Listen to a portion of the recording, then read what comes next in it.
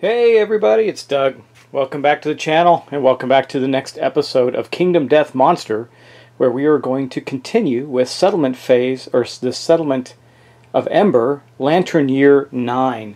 And we're just about to get started. You know, last episode was the showdown. Our guys went out to take, some of our junior members of the settlement went out to take on a screaming antelope and survived it quite well. It was just a level 1 screaming antelope. We were farming for resources, knowing that we had a big battle ahead of us, somehow predicting that was going to happen. And here we are. So we are about to get started with the settlement phase. Again, we killed a antelope. I got a ton of resources and cards. I will put them back after we do them, but I also have a ton of resources on our settlement sheet. We actually still have a lot of stuff we could do from a building standpoint. I mean, I still have a cat claw, a skull, a beast steak, and a shank bone in inventory, and not including the stuff that's in here. So we're going to be hopefully building a couple of the or at least one of additional piece to the antelope armor. At least that's the theory, and we'll see what else we get built. We do have the blacksmith, but we really don't have the stuff for the blacksmith, so it's probably going to be a while before we start building the gear from there. But there's a lot of great gear. There's like for example, the beast knuckles from the stone circle to replace the katars. They're a little different. They do a little more damage, but the katars have some other advantages. So I'm not sure. It's an enhanced katar. I'm not sure if I want to replace them yet or not. We'll see as time goes on as we go through this. But the first thing we have to do is get on with our settlement phase. So let's get started.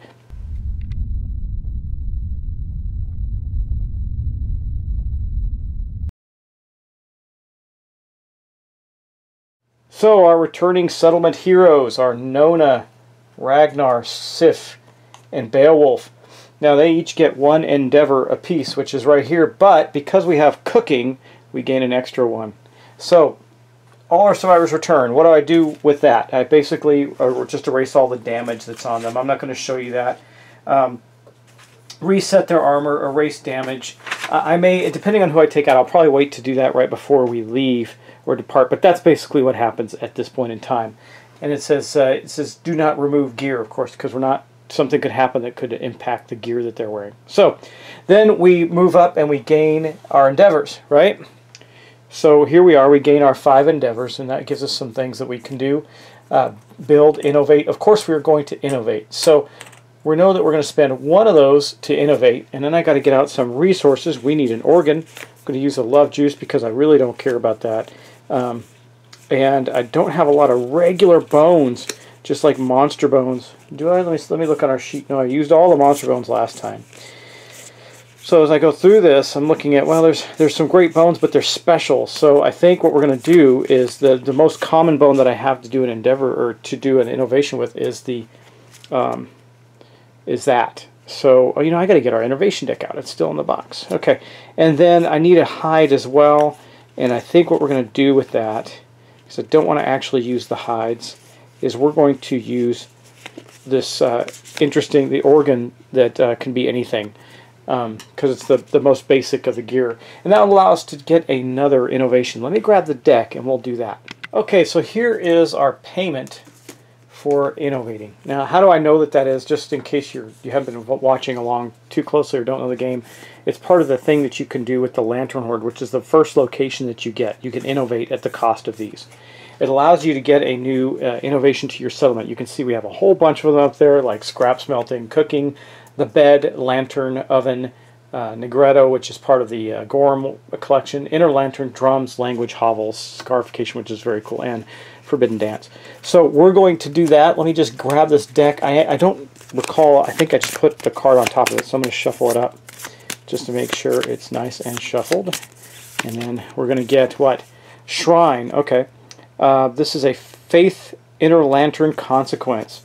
It says, may be used once per settlement phase. We can use an endeavor to do the armor ritual. It says, departing survivors gain +1 insanity, or better yet, on a 4 or better, final adjustments, departing survivors add 1 armor to all hit locations. And then we add the Shrine Consequences to our list. So I'm going to put that back. I'm going to get the innovations out and find the Shrine Consequences. So it looks like we're going to only be adding 1 to our deck, and a sacrifice. That means we can do a ritual of death. Don't don't know how we'll feel about that, but anyway, we're not going to get that right now. We're just going to put that in our future potential innovations. So we have accomplished that, and I can pretty much guarantee you as we leave that Shrine is going to be useful in beefing up some of our armor, especially on folks like Beowulf, who's going to have to go in and be a frontline fighter, or whoever's donning the lion armor gear. Alright, so that was the first of that. Now, we still have a bunch to spend, but we're not going to do that yet. We are going to continue on to do our updated timeline. Actually, I kind of did that out of order, so let's pretend we don't have Shrine at the moment, and I'll keep those resources aside because there's a risk we could lose them. Because actually what we got to do next is go to the timeline. It's to draw a settlement event card and resolve it. Well, we know that we still have the Gorm climate to deal with, and we're going to draw a new one. So let's take a look at those and deal with them. Okay, so here we got our decks out. Now we know we still have the Gorm climate to deal with because even though we defeated a second level Gorm, that has not progressed us enough to get rid of this climate, so we still have to deal with that. What do we get? We get a 5. Okay, so 5. Yes, we do have Hovel, so the survivors huddling inside. So this one is the one that gives us +2, the settlement +2 to endeavors that have home attached to them. So we know we have that, and then we're going to have to draw a new event card. Alright, let's get these up. We'll shuffle them up, see what terrible things befall us. Let's see. I think that this will be good enough. What do we get? Cracks in the ground. I've never actually, don't think I've seen this one. A low rumbling fills the settlement. Small cracks in the earth widen into fissures that belch up hot, foul-smelling vapor. So we have to roll a d10. It doesn't say that. It just says it has some numbers. So I think we're rolling a d10. Lingering effects. The cracks prevent all home endeavors. Great, we're getting a +2 home endeavor. Well, Shrine is not a home endeavor, so we're okay there. The vapors improve breathing, +1 to the results of nightmare training endeavors. Well, we don't have that either. Requires, and then we got Vapor Visions, which requires Hunt Shrine. We don't, we just have the Shrine. Or Vapor Scar, which requires Scarification. Spend 3 resources to roll a d10. Scorching Vapor Kiss. Gain the following ability. Burnt nerves. You're immune to bash. That's pretty interesting, but I don't know if I want to do that. Anyway, I think we have to roll on this. So let's see what that does for us. A 9. So it's going to be whatever the biggest thing is. You find a sharp stone in the rubble from that we found a founding stone. So I'll add a founding stone into our gear storage. We're probably going to take those out. I don't remember if the... Well, we'll get to that in the story event. So this is going to... this is not a lingering event, so I have to decide, do I want to do this with somebody? I got a lot of folks that have scarification. Well, and I have some that don't. I'd like to do that with them this turn. I do have the Gambler Scar with Nona. We could try to do that with Nona and get burnt nerves and see if that's a 7+, though. 7+, not spend 3 resources. I think we're going to pass on that. It's a little risky because the other thing is you fall into the hole and are dead. I don't really want to do that. So that means we're going to set that one aside, put the Dark Strangers in the Dark back in the deck for next round. Okay. That was our event. Not a terrible event. We actually gained a founding stone. I'm not going to complain about that. Better than a sharp stick in the eye, which we have plenty of. Alright, next up, we are going to then update our timeline. Let's take a look at the timeline that we have here. Okay, so we are on Lantern Year 9. I don't know why I didn't... should have checked off Lantern Year 8 here, but we were on Lantern Year 9, which means at the end of this phase, the settlement phase, we're going to encounter the nemesis of the Kingsman, level 1 Kingsman. So we're going to deal with that. Okay, but that I think, let me look at that. I don't think we deal with that now. It's a nemesis encounter. We deal with it at the end of the phase. So we will do that. So next up, we're going to go to updating our death count. Now this is not a special showdown. This is a nemesis showdown, and they rewrote the rules. It's kind of confusing, but that is the right way to do it. So we are going to update our death count. We had no deaths, so we're good. And then we go to milestone and story events. Well, that's normally we check the milestone events. The only thing we have is the nemesis encounter with the Kingsman, so we'll do that. And then we're going to do our stuff. Now, I'm not going to build anything new, but I am going to I'm going to look at some of our older guys and see if it's worth taking them out against the Kingsman and let him, because if they die, they die. Like, you know, Percival, he's in Annabelle. Annabelle's actually, I probably will take Annabelle with the daggers instead of Sif. She's just so much better. I mean, she's stark raving, so she's always crazy, which may not be a bad thing. And she's got the, you know, the voice of reason, the matchmaker, and the clutch fighter, plus she's got a missing arm. I may take her out, so that may, well, the reason I'm thinking about that now is because I'm debating on who's going to do things like do some scarification or the shrine.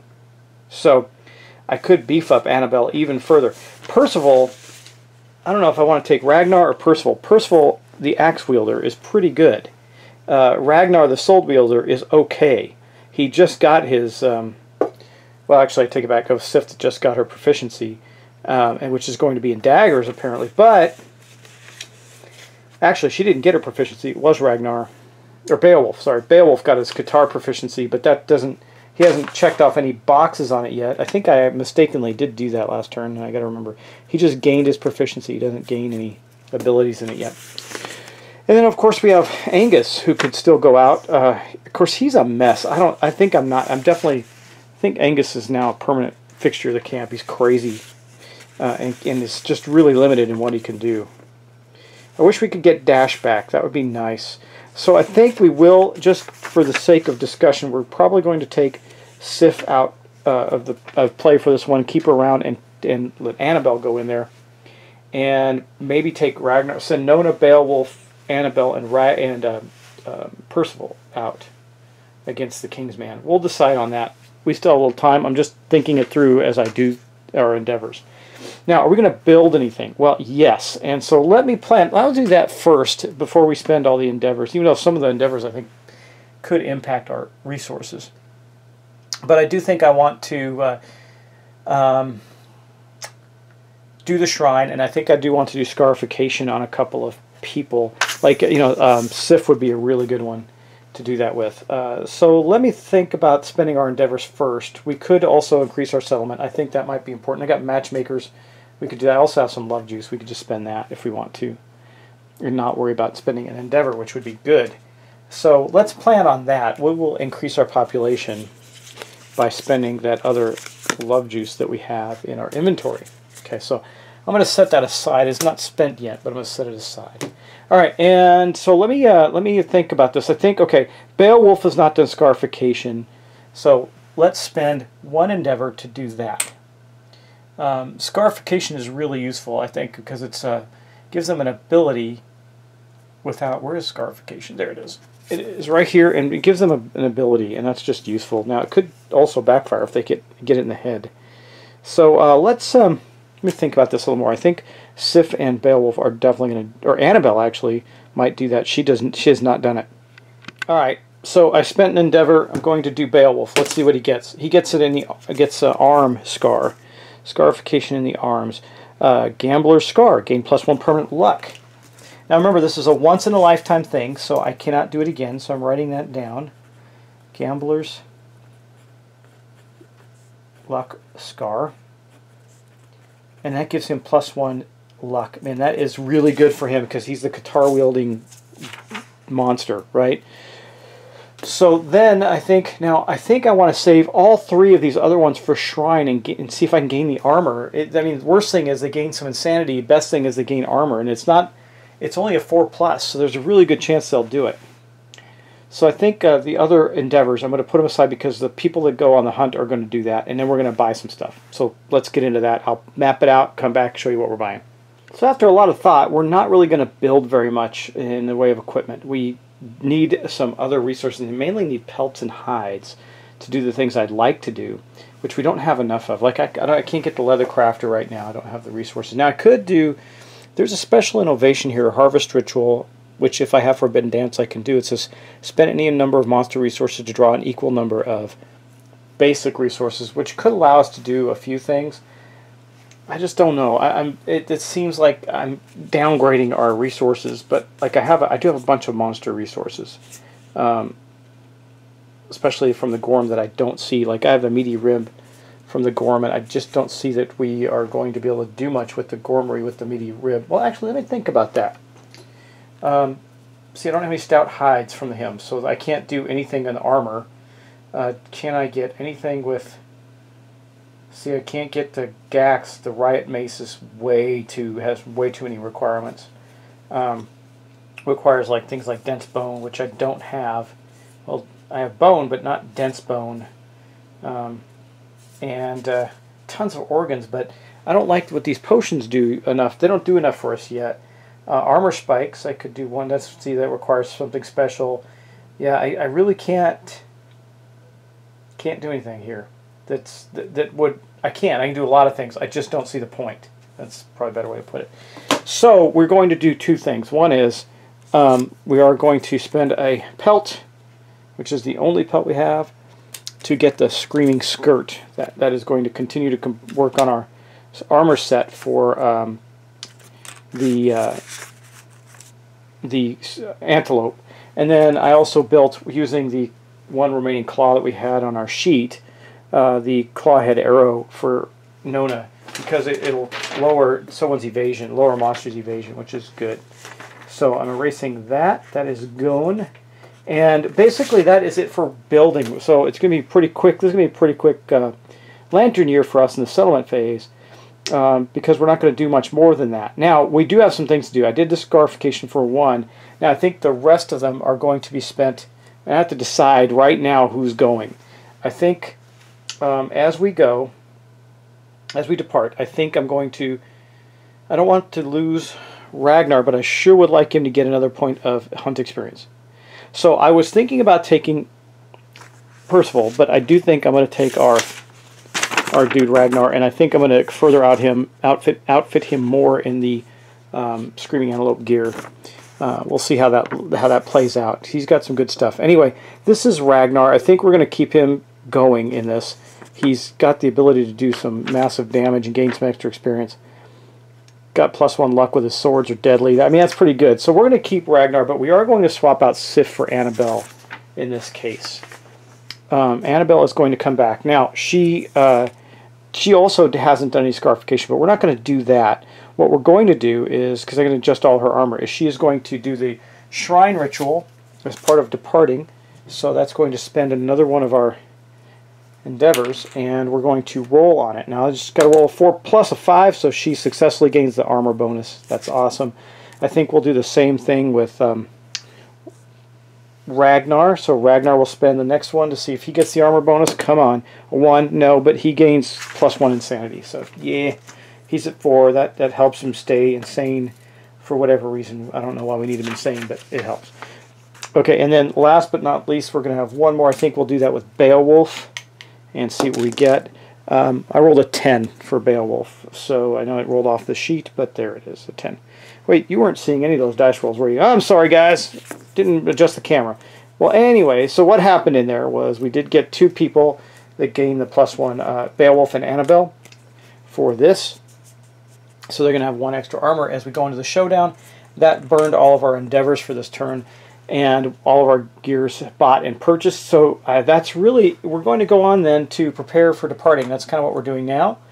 So the only thing that's going to happen on the departing is this is going to swap out, and we're going to have Annabelle come back in. She's going to help take out the Kingsmen, and then we're going to have to fight the Kingsmen as part of the Nemesis event. So let's take a look at that before we shut down this settlement phase and our departing heroes go out. I'll adjust everything on their sheets based on it, because I'm probably going to swap some gear around. For instance, I definitely am going to take out the rawhide vest of swap that. I'm going to swap out the rawhide vest with Nona to give Ragnar the Screaming Coat, because that'll give him 3 pieces of the Screaming Antelope armor and better armor, because he's going to be in there fighting where Nona will not be. So that is definitely going to happen, and it's still going to allow us to create maybe even better connections with some of the armor pieces. We will see, because I can again get the monster grease connected, I think. No, it needs 3 green, so we won't get that connected, but we'll get a little better, and then we'll have the Screaming suit, which is going to be very, very helpful. I'm just gonna put the earrings back in our pool. And we'll see. So just to take a look at Ragnar, because he's the one that's going to change the most. Here is what Ragnar looks like. So he's got the bone blade here. Doesn't really do him any good at this point. I was trying to make a connection for something, but it's not going to matter at this point. But what he does have is he's got the screaming coat, the screaming coat, screaming horns, and then the screaming skirt in his gear, and those all give him some kind of ability. So this one and we'll look at that as we go. So he's going in there sword wielding with the rib blade, which is pretty good. And he's got a lot of ability. He's got the +1 luck, plus this is deadly, and he's got heroic as well. So that is not a bad thing. We're okay with him. He's also got the knuckle shield, so he can block one. That's really good. And so that's where he's going to start, and that's really the biggest change. Annabelle's going to stay with all her hide gear and the and all the stuff that she had before. So she's ready to rock and do some damage as well. And then, so let's take a look at the event, and then we'll move on to the Nemesis event next video. Okay, so this is the Kingsman. So it says, there was once a monster that was led to its master's regal procession. Or that was led, no, I read it right the first time. Okay, first the monster came as a herald, then its hungry master. So fierce were the monster's masters that it never thought to protect its own back, knowing what horrors lay behind it. So this is the Nemesis encounter with the Kingsman. It says, departing survivors do not have a hunt phase. Instead, select the Kingsman monster level, should be 1, and set up the showdown for that. And that's what we're going to do. And here is the Kingsman. I did actually manage to paint this miniature. So here he is. Still got a little touch-up I want to do on his cloak, but basically this is the Kingsman figure. He looks pretty good. I got some nice colors in his plumage, stuff like that, some different things going on there. Anyway, that is him, and he will be the one that we fight next. And interestingly enough, I had him painted. I forgot that I had painted him along when I was doing the Butcher. So anyway, we're gonna this will be our showdown. So after I clean up the settlement phase, get our board set up, we'll be doing that. You can see that basically there's some stuff around him, out stone columns. Other than that, it's just us against him with a big open space, and he's going to be nasty. So hopefully these 4, and I might be taking a risk sending some of our important people out, like important new people like Beowulf and Ragnar, but I want to keep them getting experience, and they're tough enough to manage it, so I think we'll be okay. Alright guys, thanks. Look forward to seeing you in the next video. Also, I am about to do a video for The Walking Dead, No Sanctuary. I got that running too. I'm going to have them run in parallel, though my wife doesn't like the fact that I reset up downstairs, and I don't blame her, but it's not going to be a permanent thing. It's going to be until we end this season of Kingdom Death Monster, but I didn't want to just do Kingdom Death Monster videos for 2 months straight. So anyway guys, thanks, and I'll see you in the next episode.